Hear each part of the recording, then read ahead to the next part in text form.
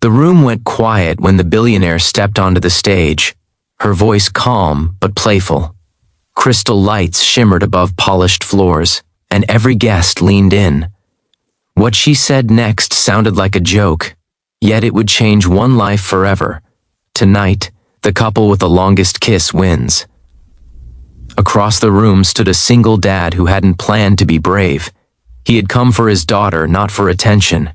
And when he turned to the woman beside him and whispered, "Do you want to try it?" He had no idea kindness was about to rewrite his story. Before we begin, if stories like this warm your heart and remind you of the good in people, take a second to subscribe, like, and comment. It really helps the channel grow. You're watching your channel name, and your support means everything to us. The gala was supposed to be simple, a charity night in downtown Chicago, hosted by a self-made billionaire known for surprising generosity. Tickets were expensive, but a few were set aside for community volunteers. That's how Mark Evans ended up there, wearing a borrowed suit that fit just a little too tight. Mark was a single father to an 8-year-old girl named Lily. 2 years earlier, his wife had passed away after a sudden illness. Since then, life had become a careful balance of school drop-offs, late shifts at the warehouse, and quiet nights helping with homework at the kitchen table. Mark didn't complain. He just kept going. Lily was the reason he was there. Her school had nominated him for a Quiet Hero Award because he volunteered at food drives every weekend. The ticket was meant as a thank you. Mark almost didn't go, but Lily insisted. "Dad," she said, straightening his tie with serious eyes, "you deserve one fancy night." Standing near the refreshment table, Mark felt out of place among glittering dresses and confident laughter. That's when he noticed her, Emma Brooks. She wore a simple red dress, elegant but not loud. There was a kindness in her eyes that didn't match the flash of the room. She wasn't surrounded by people. She stood alone, studying a photo display of the charity's work. Mark didn't plan to talk to her. He just found himself beside her, both of them looking at a picture of a small boy holding a backpack.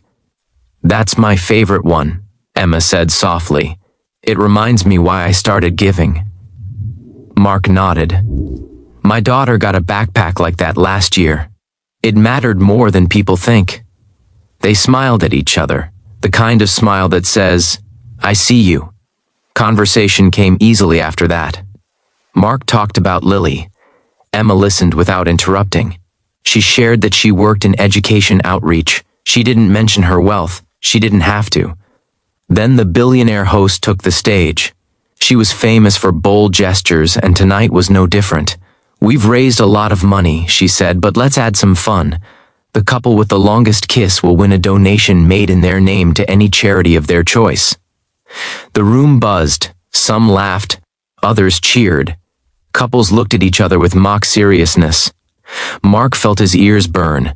He was about to step away when he realized Emma was still beside him, looking thoughtful rather than amused. "I know this is ridiculous," Mark said quickly, embarrassed. "I'm here alone, I mean..." Emma looked at him, then at the stage, then back again. "You said your daughter's school runs on donations, right?" Mark nodded. "They're cutting programs, art, music. Lily loves drawing." Emma took a breath.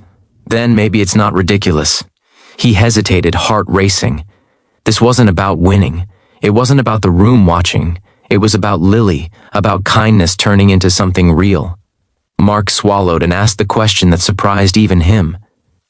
"Do you want to try it?" Emma smiled. "Yes," she said, "for Lily." When the music started, couples leaned in. Mark and Emma faced each other. For a moment, time slowed. He thought of his daughter's laugh, the way she hugged him every morning. He thought of how kindness often asks for courage. Their kiss was gentle and respectful, nothing flashy. Just two people standing steady in a loud room. Seconds passed, then minutes. The crowd thinned as other couples pulled away, laughing and applauding. Mark's legs trembled, but Emma squeezed his hand, grounding him. She whispered, "You're doing great." No one had said that to him in a long time. When the music stopped, the host laughed in delight. "We have our winners." Applause filled the room. Cameras flashed. Mark pulled back, stunned. Emma smiled, eyes shining. On stage, Mark spoke with a shaking voice. "We'd like the donation to go to Oak Ridge Elementary for art and music programs." The billionaire host nodded. "Done," and doubled. Mark felt tears he didn't expect. This wasn't just money. This was someone choosing to see him. After the event, Emma didn't rush away. She asked about Lily, about Mark's life.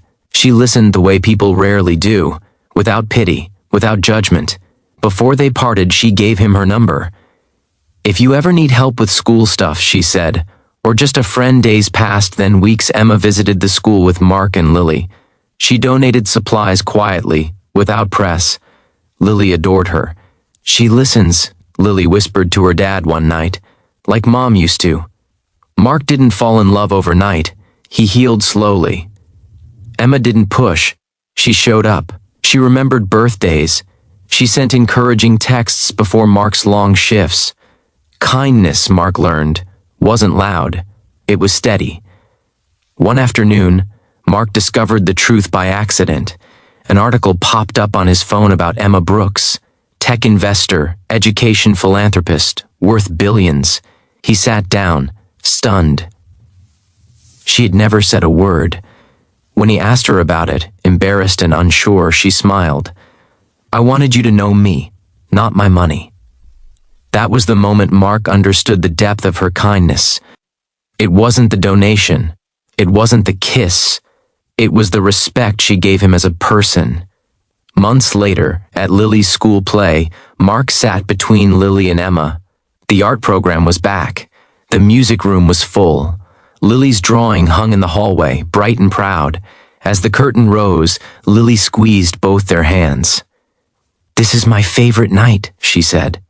Mark looked around the small auditorium, at parents cheering, at teachers wiping tears. All of it traced back to one simple question, asked with hope instead of fear. "Do you want to try it?" Kindness doesn't always come in grand speeches. Sometimes it shows up as a shared moment, a brave choice, or a quiet yes. It reminds us that we never know how far a small act can go. As you go about your day, remember the story. Hold the door, listen a little longer, take the risk to be kind, even when it feels awkward or small. You might just change a life, maybe even your own.